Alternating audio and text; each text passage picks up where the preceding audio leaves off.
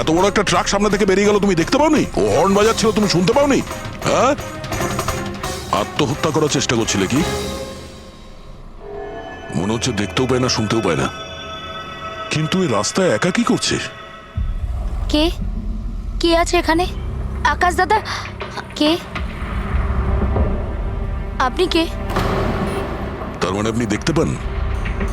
তাহলে আপনি আমি আর ওই ট্রাক দেখতে পাননি? চাপা দিয়ে চলে যেত আপনাকে যদি আমি আপনাকে না বাঁচাতাম। সরি, আমি সত্যি দেখতে পাইনি। সারিকা, সারিকা তুমি ঠিক আছো তো? সারিকা, তুমি একলা কোথায় চলে গেছিলে? তোমার যদি কিছু হয়ে যেত তাহলে? আমি আগেই বলেছিলাম আমরা প্রপার্টি দেখতে যাচ্ছি, ওকে সাথে করে নিয়ে যাওয়ার কোনো দরকারই ছিল না, কিন্তু আমার কথা কেউ শোনেই না। রজনী প্লিজ থামো তুমি। ইনি ঠিকই বলছেন, আমি নিজে দেখেছি।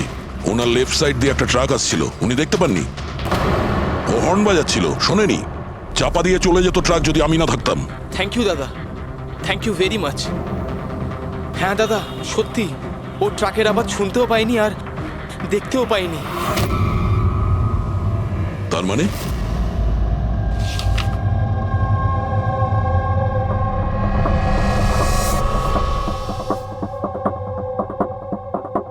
এইসব আপনি, মানে আপনার শুধু জিনিস আর সবার এই এই ডান দিকটা নজরে আসে না, শুধু বাঁ দিকটা নজরে আসে। হ্যাঁ স্যার। তার মানে এই মুহূর্তে আমি আপনার সামনে আছি, আপনি আমার অর্ধেকটা দেখতে পাচ্ছেন, আমার এই ডান দিকটা আপনি দেখতে পাচ্ছেন না?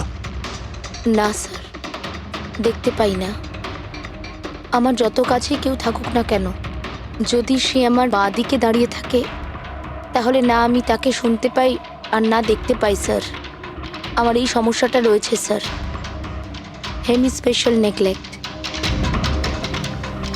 এই রোগের কারণের জন্য স্যার আমার মাথা লেফট সাইড রেজিস্টার করতে পারে না স্যার, শুধুমাত্র ডান দিকটাই বুঝতে পারি আমি স্যার। সেই জন্য আপনি এইসব পেন্টিংস, এই লোকজন, সবার ডান দিকটাই দেখতে পাই আমি স্যার। তাহলে এই এই অসুখের কোনো ট্রিটমেন্ট নিশ্চয়ই আছে। আর আপনারা আপনারা ওনাকে রাস্তায় যেতে দিলেন কি করে? আপনারা তো জানতেন যে ওনার সঙ্গে কি হচ্ছে, তারপরেও যদি কিছু হয়ে যেত ওনার। স্যার আপনি বলুন স্যার, ওর তো নিজের বুদ্ধি ব্যবহার করার দরকার ছিল। ওর কি দরকার ছিল রাস্তায় একা যাবার? আর এ কোনো ছোট বাচ্চা নাকি যে 24 ঘন্টা ওকে নজরে রাখতে হবে? ইনফ্যাক্ট আমরা এর জন্য একটা বেবি সিটার রেখে নিই যে 24 ঘন্টা ওর দিকে নজর রাখবে। এখন এসব বলে কি হবে? হ্যাঁ, ভুল আমাদের হয়েছে, এটা তোমরা মানো আর না মানো আমি মানি। Sir I am so sorry sir. Sir এই ভুল আর দ্বিতীয়বার আর হবে না।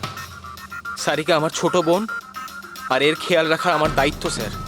কারেক্ট, এরপর থেকে এরকম কোনোদিন হবে না। আর তাছাড়া এখন তোমার ওষুধ খাওয়ার সময় হয়েছে না, চল ওষুধ খাবে। স্যার এটা তো খুবই ভয়ঙ্কর রোগ। যদি কেউ ওর লেফট সাইডে সোজাসুজি অ্যাটাক করে তাও ও বুঝতে পারবে না। এক্স্যাক্টলি, এই ব্যাপারটাতেই আমার ভয়। এক তো এই অসুখ, তার উপরে কোটি টাকার সম্পত্তির একলা ওয়ারিশও। সারিকার মা বাবা একটা অ্যাক্সিডেন্টে মারা গেছে, সারিকা বেঁচে গেছে, কিন্তু ওর এই হেমিস্পেশাল নেকলেট অসুখ হয়ে গেছে।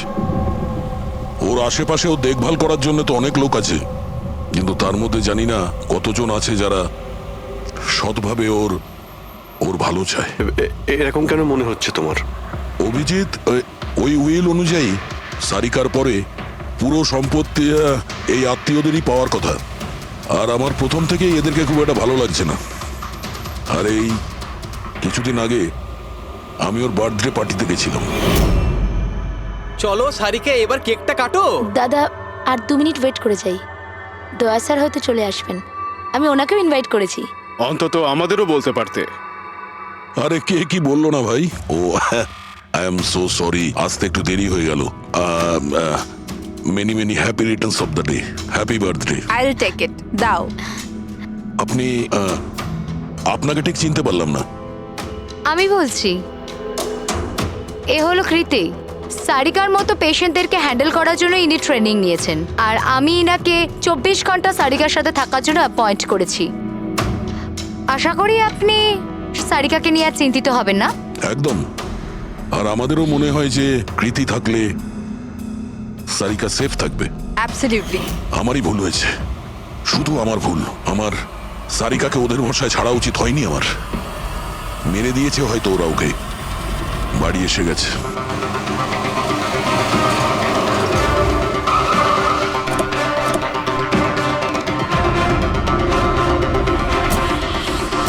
কোথায় ও?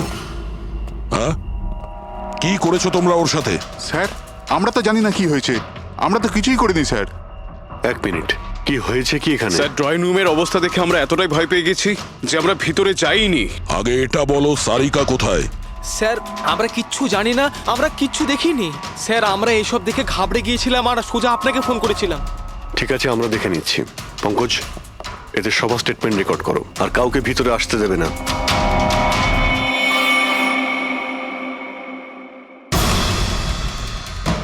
সারিকা, সারিকা, কেউ আছেন?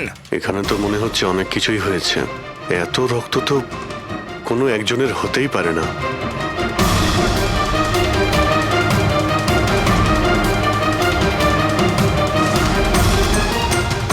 স্যার, হ্যাঁ, স্যার এই দেখুন, কেউ লুটপাট করার জন্য ঢুকেছিল কিন্তু টাকা নিয়ে বেরোতে পারেনি। যেই ওকে বাধা দেওয়ার চেষ্টা করেছিল তার উপরেই আক্রমণ করে। স্যার, লাশ। সারিকা?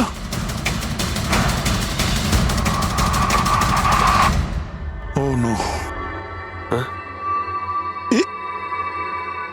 মানালি তো এ।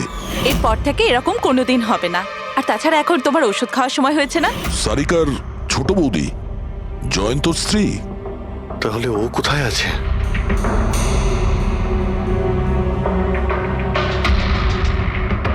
ও নো। দয়া,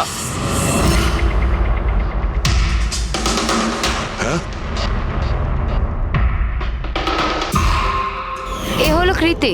সারিকার মতো পেশেন্টদেরকে হ্যান্ডেল করার জন্য ইনি ট্রেনিং নিয়েছেন। এটা তো কৃতি। তুমি চেনো? হ্যাঁ, কৃতি স্যার, পালস চলছে, এখনো বেঁচে আছে। এ সারিকার রুমের বাইরে। সারিকা, সারিকা, ফ্রেডি, এক্ষুনি অ্যাম্বুলেন্সের ব্যবস্থা করো। একে হসপিটালে পাঠাতে হবে। সারিকা, সারিকা,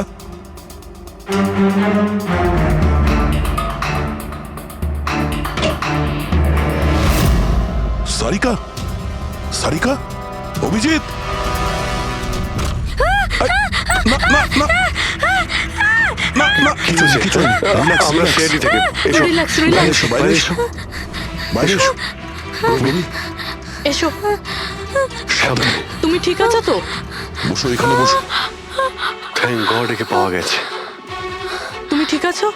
সবাইকে মেরে দিয়েছে, সবাইকে মেরে দিয়েছে স্যার। এক মিনিট, এক মিনিট।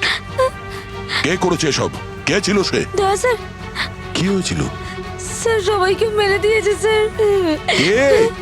মেরে দিয়েছে, কে? কে মেরেছে? মেরে দিয়েছে স্যার। আমার মনে হয় এক্ষুনি একে হসপিটালে পাঠানো উচিত। ওর মানসিক অবস্থা ঠিক নেই। ওটাই ঠিক হবে। মনে হচ্ছে শক পেয়েছে। রবি, তোলো একে।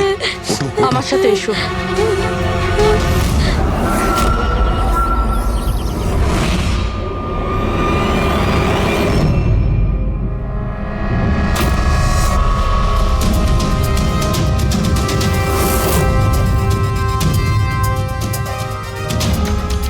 স্যার, আপনি আমাকে ঘরে কেন যেতে দিচ্ছেন না?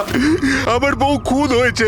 স্যার প্লিজ, স্যার প্লিজ, আমি একবার দেখতে চাই, শুধু একবার। মিস্টার জয়ন্ত, আপনার স্ত্রীর খুন হওয়ার জন্য আমরা খুব দুঃখিত, কিন্তু আমরা আপনাদেরকে ভেতরে যেতে দিতে পারি না। 3 জনের উপর হামলা হয়েছে। একজন মারা গেছে, একজন আহত, আর একজন শক পেয়েছে। আর আপনারা বলছেন যে আপনারা কিছুই জানেন না। হ্যাঁ, সত্যি আমরা কিচ্ছু জানি না স্যার। ইনফ্যাক্ট আমরা এখানে কেউ ছিলামই না স্যার। আমরা সবাই নিউ বোম্বেতে ছিলাম একটা পার্টিতে। কোন পার্টি? স্যার, একটা ফ্রেন্ডের রিসেপশনের পার্টি। তো আপনারা সবাই ওখানে গিয়েছিলেন তো? মানালি। ও বাড়িতে কেন ছিল? স্যার, মানালি আমাদের সঙ্গে গিয়েছিল। বাড়িতে শুধু সারিকা আর কৃতি ছিল, কারণ স্যার সারিকার শরীর খারাপ ছিল। কিন্তু স্যার, এই পার্টি থেকে হঠাৎ মানালি কি করে হারিয়ে গেল আমরা কিচ্ছু জানি না স্যার। স্যার,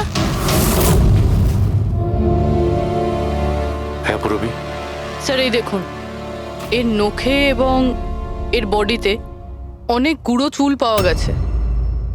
স্যার এই কাঁচের টুকরোগুলো দেখুন, বেশ মোটা, মনে হচ্ছে কারো চশমার কাজ।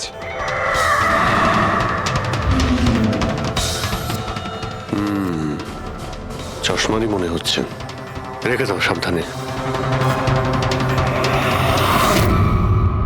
এই টেনে নিয়ে যাওয়ার চিহ্নের সঙ্গে রক্তের ফোঁটা।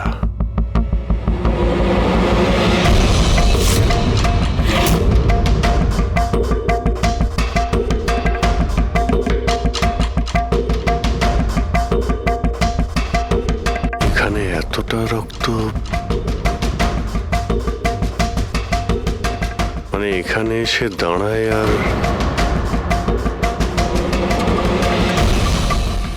বাইকের চাকার দাগ। কেউ আহত অবস্থায় এখানে আসে আর বাইকে উঠে এখান থেকে বেরিয়ে যায়। আচ্ছা একটা কথা বলুন তো, আপনাদের মধ্যে বাইক কার কাছে আছে? বাইক? না, স্যার বাইক তো কারুর কাছে নেই, আমাদের সবার কাছে নিজের পার্সোনাল গাড়ি আছে স্যার। এই বাড়িতে টোটাল 5টা কার আছে স্যার। কিন্তু অভিজিৎ, এটা কেন জিজ্ঞাসা করছো? কারণ কেউ খুবই আহত অবস্থায় বাইকে উঠে এখান থেকে চলে গেছে, আর আমার পুরো বিশ্বাস যে খুনি সেই। আই থিঙ্ক এর জবাব সারিকাই দিতে পারবে। ওর জ্ঞানটা একবার ফিরে আসুক। বাই দ্য ওয়ে, আপনাদের মধ্যে কি কারো চোট বা আঘাত লেগেছিল? আঘাত আমাদের? স্যার, আপনার কথার মানে কি? আমাদের কেন চোট লাগবে? আপনারা আমাদেরকে সন্দেহ করছেন? যতক্ষণ এই কেসটা সলভ না হবে আমরা সবার উপরেই সন্দেহ করব। আর আপনারা যদি আমাদের সঙ্গে সহযোগিতা না করেন তাহলে আমাদের সন্দেহ আরো বেড়ে যাবে। হ্যাঁ, তাই প্লিজ কোঅপারেট।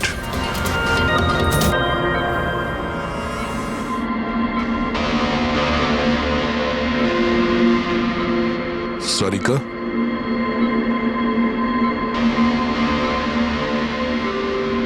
আচ্ছা তুমি কি ঠিক আছো?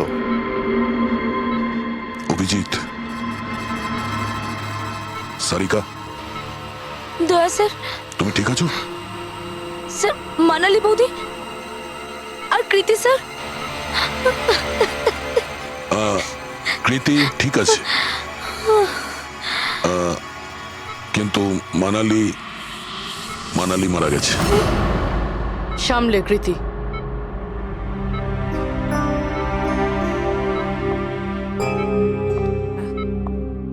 কৃতি, কৃতি, তুমি ঠিক আছো তো? I am so glad you okay. Thank God তুমি ঠিক আছো।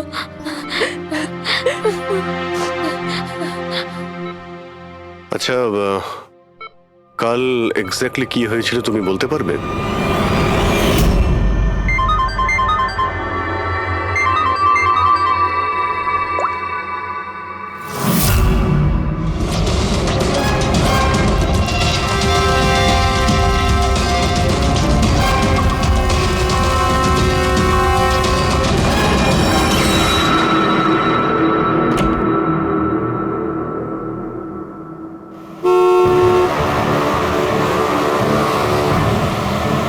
বৌদি,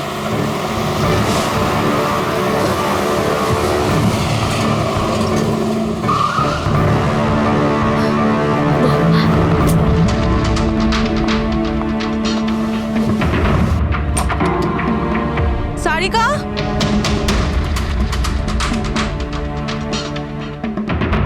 সারিকা, সারিকা কোথায় তুমি? বৌদি, সারিকা, সারিকা,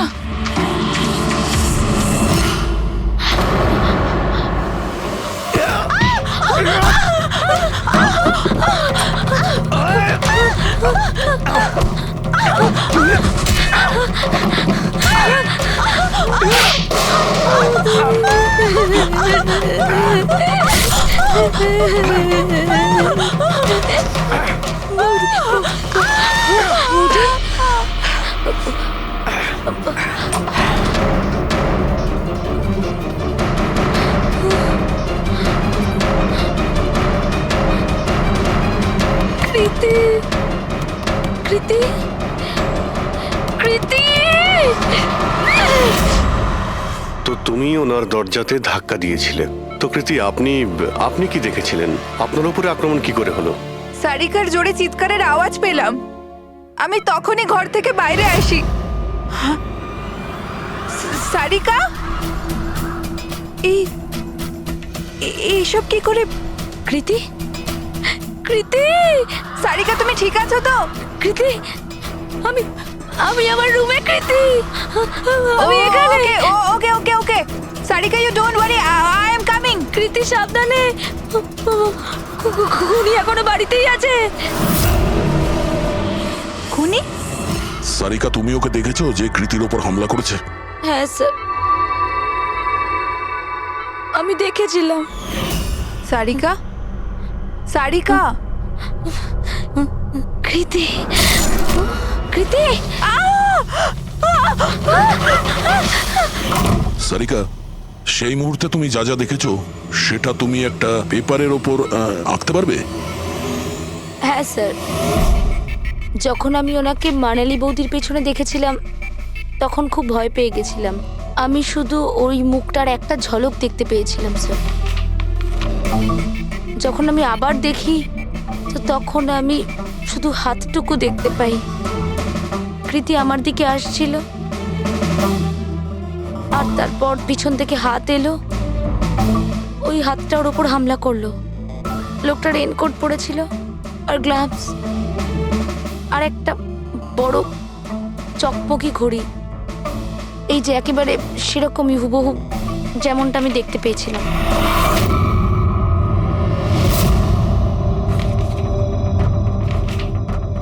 আই হোপ এই অর্ধেক ছবিগুলো দিয়ে আপনারা কিছু উপকার পেয়ে যাবেন হয়তো। চিন্তা করো না, এই অসম্পূর্ণ ছবিটা আমরা কমপ্লিট করব। পেড্রিক, মনোহরের কাছে এই পেন্টিং গুলো নিয়ে যাও আর বলো যে এই স্কেচ যেন কমপ্লিট করে। Sarika, thank you so much. আপনি যেতে পারেন, টায়ার্ড হয়ে গেছেন হয়তো। চলো সারিকা।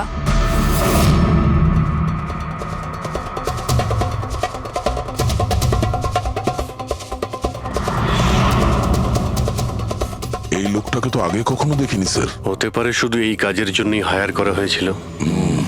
আর ঠিক সময়ে মানালি ওর প্ল্যানটা ভেস্তে দিল। খুব মন দিয়ে দেখো এই স্কেচটা। এটা সেই লোকটার ছবি যে মানালিকে খুন করেছিল। আপনারা কি একে কোনোদিন দেখেছেন? আমি তো বুঝতেই পারছি না আমাদের কেন সন্দেহ করা হচ্ছে। এক্স্যাক্টলি, আমরা সবাই সারিকার আপনজন, আর আজ আমরা বিজনেসের সব কাজ ছেড়ে এখানে এসেছি শুধুমাত্র সারিকার জন্য। আর আপনাদের মনে হচ্ছে আমরা ওকে মারতে চাইছি? স্যার যে মারা গেছে ও আমার বউ স্যার, আর সারিকা আমার বোনের মতো। স্যার, আমি যখন খুব ছোট ছিলাম আমার বাবা মা মারা গিয়েছিল। সারিকার বাবা মাই আমাকে আদর যত্ন করে বড় করে তুলেছে। আমি আজ যা কিছু হয়েছি ওনাদের দুজনের জন্যই হয়েছি। আর স্যার, আমি সারিকাকে আমার নিজের প্রাণের চেয়েও বেশি ভালোবাসি। এক্স্যাক্টলি, এক তো আমরা ওর জন্য নার্স রাখলাম, আর আপনারা সবাই আমাদেরকেই সন্দেহ করছেন। হ্যাঁ, সন্দেহ করছি তোমাদের সবাইকে। আমি নিজের চোখে দেখেছি কতটা ভালোবাসো তোমরা ওকে। আপনারা সবাই ভালোভাবেই জানেন যদি ওই বেচারির কিছু হয় তাহলে ওর কয়েকশো কোটি টাকার সম্পত্তির তোমাদের সবার মধ্যে ভাগ হবে। ওকে বাড়িতে রেখে তোমরা সবাই পার্টিতে গিয়েছিলে। ওখানে মালিনী কোনো কথা শুনেছিল যে কোনো খুনি ওকে মারতে চলেছে। মালিনী কাউকে কিছু না বলেই নিজে ওকে সাবধান করে আর চলে যায় সেখানে যেখানে খুনি মানালিকে মেরে ফেলে। আর যদিও পার্টিতে এই কথাটা শুনে থাকে তাহলে আপনাদের মধ্যে কেউ হবে? কেউ না? ঠিক আছে, তোমরা এখন যেতে পারো, কিন্তু একটা কথা ভালো করে মনে রাখবে, আমাদের কড়া নজর থাকবে তোমাদের উপরে।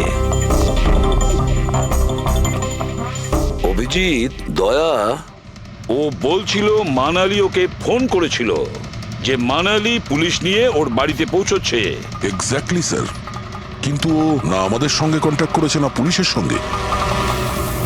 হতে পারে কেউ ওর পিছু নিয়েছিল, তাই হয়তো ভয় পেয়ে গিয়েছিল। একটা কাজ করি আমরা, পঙ্কজ, পুরবী, ওই পার্টিতে যে কয়জন লোক এসেছিল ওদের প্রত্যেকের নাম আর ফোন নাম্বার বের করো আর খোঁজ নাও ওই রাতে মানালির বাড়ির আশেপাশে ওদের মধ্যে কার ফোন অ্যাক্টিভ ছিল।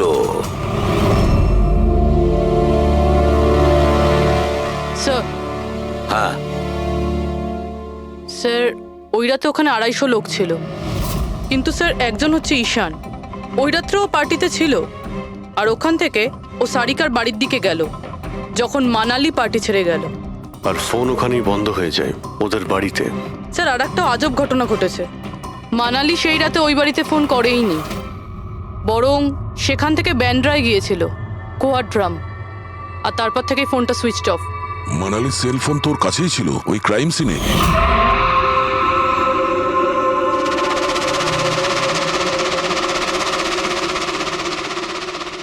Switch off? আচ্ছা, এমনটা নয় তো যে ওই ফোনটা আসলে ঈশানের ফোন, ভুল করে ওখানে পড়ে গিয়েছিল? মানে ঈশান সেই রাতে সারিকা ভিলা এসেছিল। ডাকো ওই ঈশানকে বিউরোতে। স্যার আমি করেছিটা কি? আমাকে এখানে কেন ডাকা হয়েছে? ঈশান, একটু আপনার চশমাটা খুলবেন? চশমা? স্যার এটা তো উইদাউট নাম্বারের চশমা, এটা তো আমি রেগুলার পড়ি না। ডক্টর সালুকের কাছে নিয়ে যাও এটা। স্যার আমাকে এটা তো বলুন আমি করেছিটা কি? আমরা আপনাকে এখানে মানালি মার্ডার কেসের ব্যাপারে ডেকেছি। ক্রাইম সিনে আমরা চশমার ভাঙা কাঁচ পেয়েছি, আপনার চশমাটাকে ওই কাচের সঙ্গে ম্যাচ করিয়ে দেখব। কিন্তু স্যার আমি তো ওই জায়গায় যাইনি। যদি তুমি নাই গিয়ে থাকো তাহলে তোমার ফোন ওখানে ওই ভিলাতে কি করছিল? আর মানালির ফোন তোমার বাড়িতে মান্দ্রাতে কিভাবে পৌঁছলো? ওই স্যার পার্টিতে আমাদের ফোন এক্সচেঞ্জ হয়ে গেছিল, কারণ আমাদের ফোন দুটো এক। কি হলো মানালি ম্যাডাম, আপনাকে চিন্তিত মনে হচ্ছে? চিন্তিত আমি? না তো, আসলে আমি ওই জয়ন্ত আর আকাশকে খুঁজছিলাম। আপনি ওদের কোথাও দেখেছেন?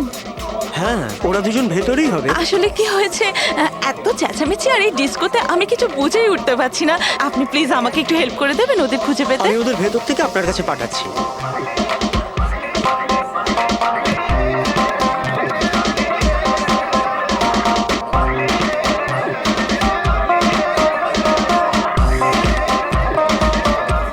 মানালি? ঈশান, তুমি তো বলছিলে মানালি খুঁজছে আমাদের, কোথায় মানালি? আরে এক্ষুনি তো এখানেই ছিলেন মানালি, কি জানি কোথায় চলে গেলেন। ওই দিকটা কি দেখি, চলো। স্যার আমার ফোন সুইচ অফ ছিল, এই জন্য আমি মানালিকে বলতে পারি। সেই কারণে মানালি পুলিশকে ফোন করতে পারেনি। স্যার আমাকে বিশ্বাস করুন, আমি খুন করিনি। খুনি না হলেও খুনির সঙ্গী তো হতে পারো, যে ওখানে ওই পার্টিতে উপস্থিত ছিল। তুমি পার্টিতে মালিনীর সমস্ত কথা শোনো, আর যখনই মানালি ওখান থেকে বেরোয় তুমি মানালির পিছু নাও।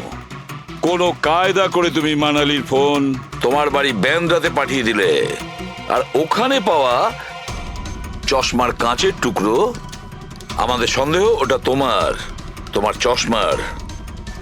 রিপোর্ট তো আমরা পেয়েই যাব আমাদের ফরেন্সিক ল্যাব থেকে। ঈশান,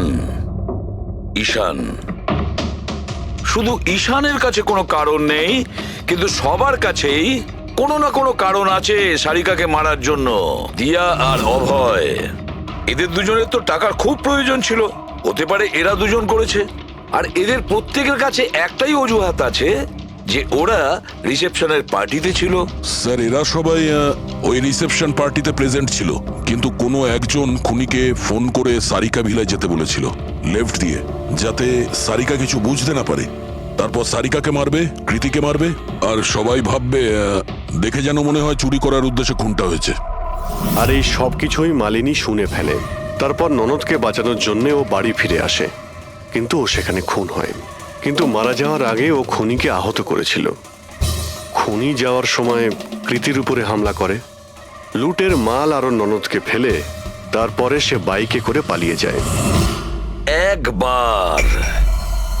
শুধু একবার এই খুনির ব্যাপারে কিছু যদি জানতে পারি না, কিছু, তাহলে ধরে নাও মাস্টার মাইন্ড আমাদের হাতে। স্যার খুনির বাইকের টায়ারের চিহ্ন, আশেপাশে পড়ে থাকা রক্তের ফোঁটা সব চেক করেছি, কিন্তু কিচ্ছু জানতে পারিনি। স্যার মনে হয় যে খুনির কোনো পাস্ট রেকর্ড নেই। এর মানে হলো খুনি কোনো পেশাদার অপরাধী নয়। স্যার মানালির জামা কাপড় থেকে আর নখ থেকে যে চুলগুলো পাওয়া গেছে, সালুমকে স্যার সেটা টেস্ট করছে, হয়তো কিছু পাওয়া যাবে।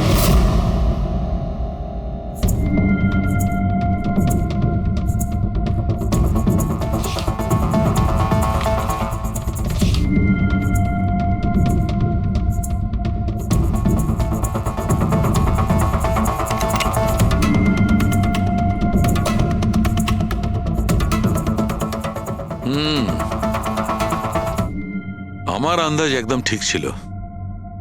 এবার শুধু ডিএনএ রিপোর্টটা দরকার। হ্যাঁ সালুকে। বস, হ্যাঁ, একটা কথা ঠিক যে ঈশান খুনি নয়, কারণ ক্রাইম স্পট থেকে এই যে চশমার লেন্সের ভাঙা টুকরো পাওয়া গেছে, এইগুলো ঈশানের চশমার সঙ্গে ম্যাচ করছে না। এক তো ঈশানের চশমার পাওয়ার 0, আর দ্বিতীয়ত ঈশানের যে চশমাটা তার লেন্সগুলো একদম নর্মাল, কিন্তু এই লেন্সটা ফটোক্রোম্যাটিক, মানে রোদের সঙ্গে রং পাল্টায়। আচ্ছা, ওই যে রক্ত পাওয়া গিয়েছিল ওই বাইকে টায়ারের মার্কের কাছে, সেটা কি খুনির রক্ত? হ্যাঁ, ওই রক্তটা খুনিরই, যার বয়স 25 থেকে 30 বছরের মধ্যে। আর মানালির নখে যে চুলটা পাওয়া গেছে ওটা নিশ্চয়ই খুনির। আসলে বস, হাতাহাতি করবার সময় চুল গোড়া থেকে উপড়ে আসে, অথচ এই যে চুলটা, এটা উপড়ে আসেনি, কাটা হয়েছে। আর এইটা দেখো স্ক্রিনে, যতগুলো চুল আছে সব আলাদা আলাদা রকমের। কোনো চুল সিধে, কোনোটা কোঁকড়ানো, আর ওগুলো রং দেখো, প্রত্যেকটা চুলের রং আলাদা। কোনোটা কালো, কোনোটা ব্রাউন, কোনোটা ডার্ক ব্রাউন, আর ওই গোল্ডেনও আছে। এই চুলগুলো একটা লোকের হতেই পারে না। আলাদা আলাদা লোকের চুল? হ্যাঁ দয়া, এই চুল থেকে আমরা বিভিন্ন ধরনের কেমিক্যাল পেয়েছি, যেমন হচ্ছে কেরাটিন, ফিফটাইন, আরো অনেক কিছু। আমার মনে হচ্ছে না যে এই চুলগুলো কোনো একজন লোকের মাথার চুল। Hello? Oh good, very good, thank you very much, good news, bye. DNA টেস্টের রিপোর্ট, এই রিপোর্ট এই বিষয়টা কনফার্ম করছে যে এই যে চুলগুলো সেগুলো কোনো একজন ব্যক্তির চুল নয়। যে লোকটার ড্রেসের ওপর আলাদা আলাদা চুল আছে, আলাদা আলাদা লোকের কাটা চুল, সেই লোক কোনো বড় সেলুনে কাজ করে, হেয়ার স্টাইলিস্টের।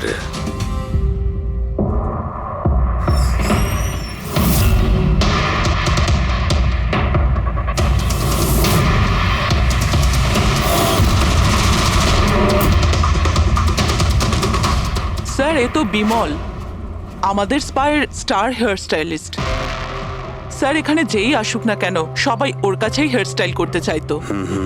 কিন্তু স্যার, এই কিছুদিন ধরেই হলো এই টাকা পয়সা নিয়ে ভীষণ চিন্তিত থাকতো। এর জুয়া খেলার খুব অভ্যাস ছিল। কিন্তু স্যার, এই খুন করবে এটা স্যার আমি একদম ভাবতেই পারছি না। যাই হোক, এখনো কোথায় আছে বলতে স্যার, পারবেন? একে এখন কোথায় পাবেন এটা আমি বলতে পারবো না, তবে কিছুদিন যাবত এখানেও কাজে আসছে না, আর নাও ও আমার ফোন তুলছে। আপনি ওর ফোন নাম্বার আর অ্যাড্রেসটা দিন আমাদের। হ্যাঁ স্যার, আমি এখনই আনছি।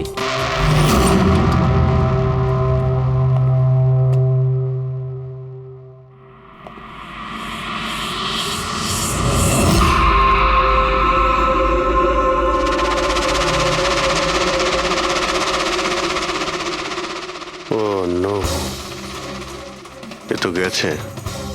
বিষ খেয়েছে। এখানে আঘাত লেগেছে, আর এই কাঁধেও নখের চিহ্ন। মানে এই হলো সেই যে মানালিকে খুন করেছে। দেখো কিছু পাওয়া যায় কিনা।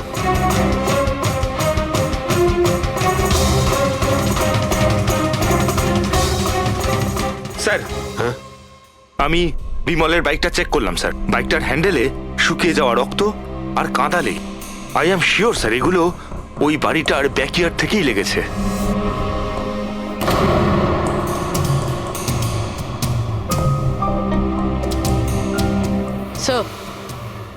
স্যার, এই ভেঙে যাওয়া চশমা আর এই রেনকোট পেয়েছি। রেনকোটে রক্ত লেগে আছে।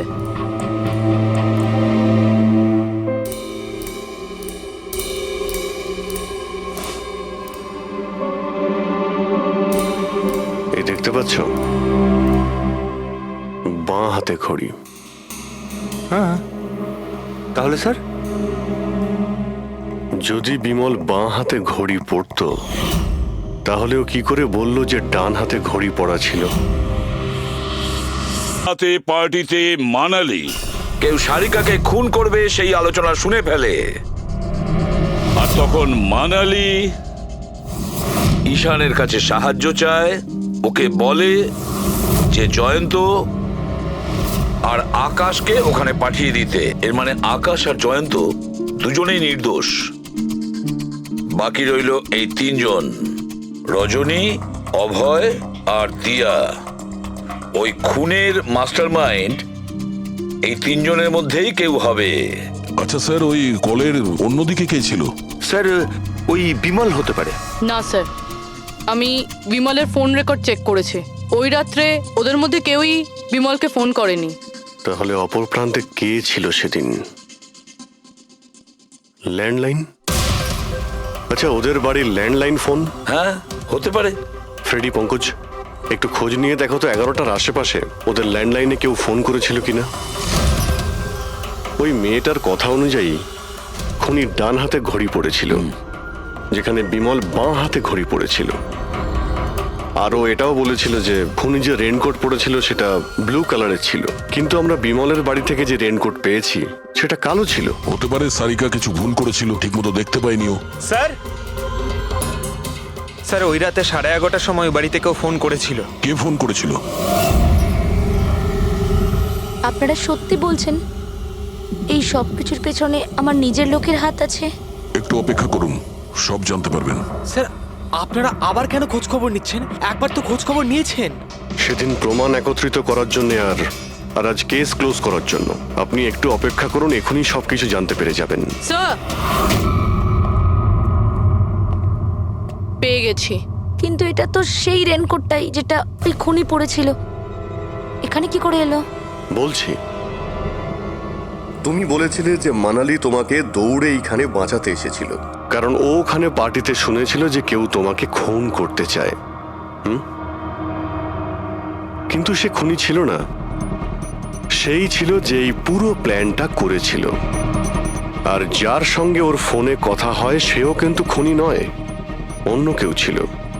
সেই সময় এই বাড়িতেই সে তোমার সঙ্গে উপস্থিত ছিল। বাড়িতে? ওই সময় আমার সাথে কৃতি, কারেক্ট? এটা পুরো প্ল্যান ছিল। খুনি কাজ ভেঙে বাড়ির ভেতরে ঢোকে, কিন্তু গন্ডগোল তখন হলো যখন ও মানালিকে মারল সারিকা ভেবে। মানালি তো মারা গেল, কিন্তু মরার আগে ও খুনিকে এতটাই আহত করে দিয়েছিল যে খুনি এখানে সারিকাকে মারার জন্য দাঁড়ায়নি, পালিয়ে গেছে। Sir sir, 1 minute. যদি খুনি পালিয়ে গেল তাহলে কৃতিকে কে মারলো? কারণ সারিকা নিজের চোখে কৃতির উপর হামলা হতে দেখেছে। হ্যাঁ, আমি দেখেছিলাম। ওই হাতটা এলো আর ও কৃতির উপর হামলা করেছিল। হামলা তো হয়েছে, কিন্তু করলোটা কে?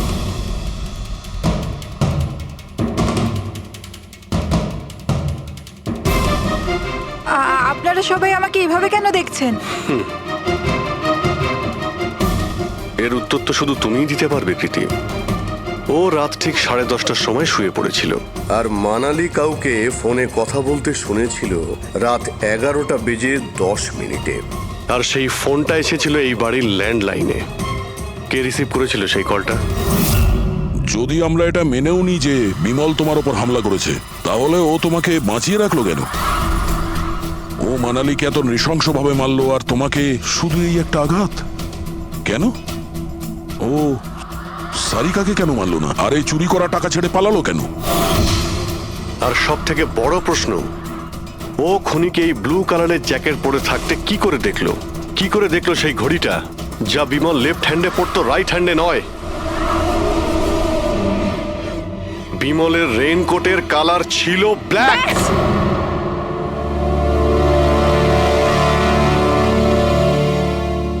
ঠিক চিনেছেন আপনারা।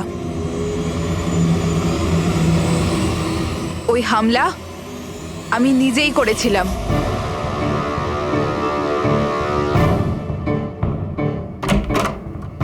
সারিকা, সারিকা কোথায় তুমি? মানালি এখানে এই সময়?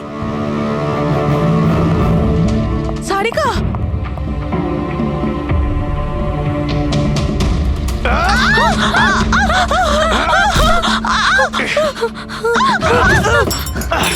Oh!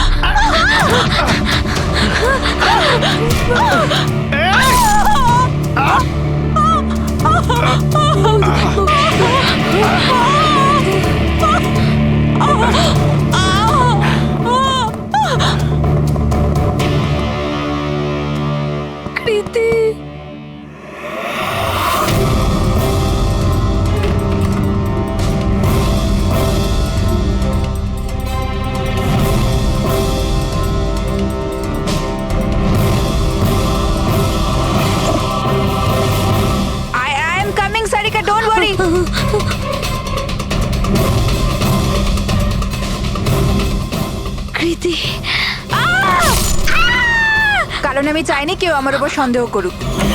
আর তুমি যখন এত কিছু বলেই দিলে তখন ওই মাস্টার মাইন্ডের নামটাও বলে দাও। হ্যাঁ, আর তুমি যদি বলো ওর নামটা আমি বলে দিই, যে মানালিকে মেরেছে আর সারিকাকে মারতে পারতো। কি রজনী দেবী, আপনি জানেন আমরা কার কথা বলছি? রজনী তুমি? হ্যালো, কিলার শার্প 11:30টায় পৌঁছে যাবে। সারিকার খেলা শেষ, যে কোনো মূল্যে করতেই হবে। ওই আমার বাকি টাকাটা? তুমি তোমার পয়সা পেয়ে যাবে। ওকে।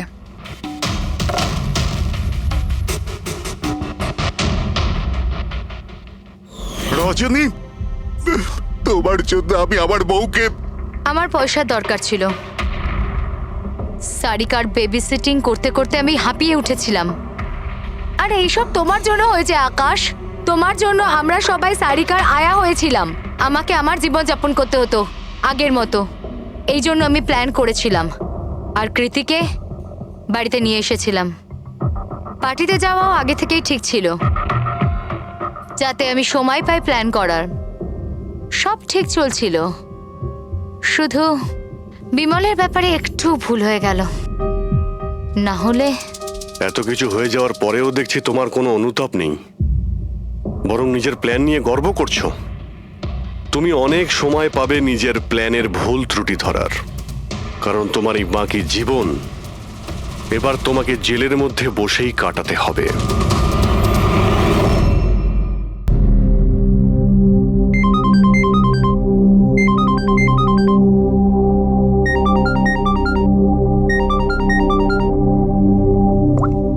Hello hello Sarika, Sarika please তুমি নিজে ঘর থেকে বেরো আর কোথাও একটা লুকিয়ে পড়ো। লুকিয়ে পড়বো? কিন্তু কেন বৌদি, সব ঠিক আছে? হ্যালো সারিকা আমার কথা শোনো, তুমি টাইম ওয়েস্ট করো না, তুমি নিজের ঘর থেকে বেরো। আমি এই পার্টিতে এখানে শুনেছি তোমার জীবনের ঝুঁকি আছে, কেউ তোমাকে ওখানে মারতে আসছে। সারিকা প্লিজ ঘর থেকে বেরো। কি বলছো তুমি বৌদি? হ্যালো হ্যালো, ওই লোকটা যেই হোক ও তোমার লেফট সাইড দিয়ে আসবে। আমিও পুলিশ নিয়ে আসছি ওখানে। প্লিজ প্লিজ তুমি টাইম ওয়েস্ট করো না, ঘর থেকে বেরিয়ে পড়ো। হ্যাঁ হ্যাঁ, কিন্তু বৌদি হ্যালো।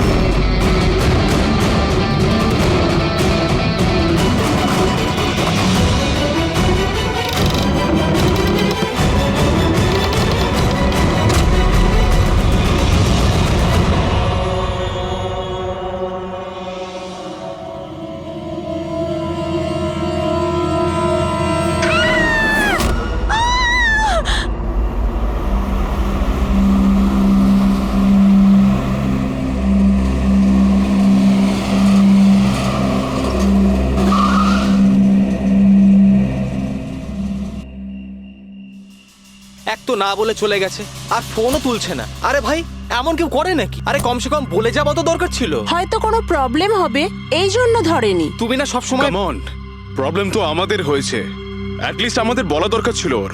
আর না তো কি, একদম বাচ্চাদের মতো ব্যবহার, কারো চিন্তাই করে না। সি গাইস লিসেন, প্রথমে ঘরের ভেতর ঢুকে দেখি। এটাও তো হতে পারে যে ঘরের ভেতর রয়েছে।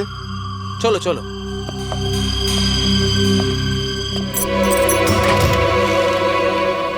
এখানে তো অন্ধকার কেন? আমি আলো জ্বালাচ্ছি।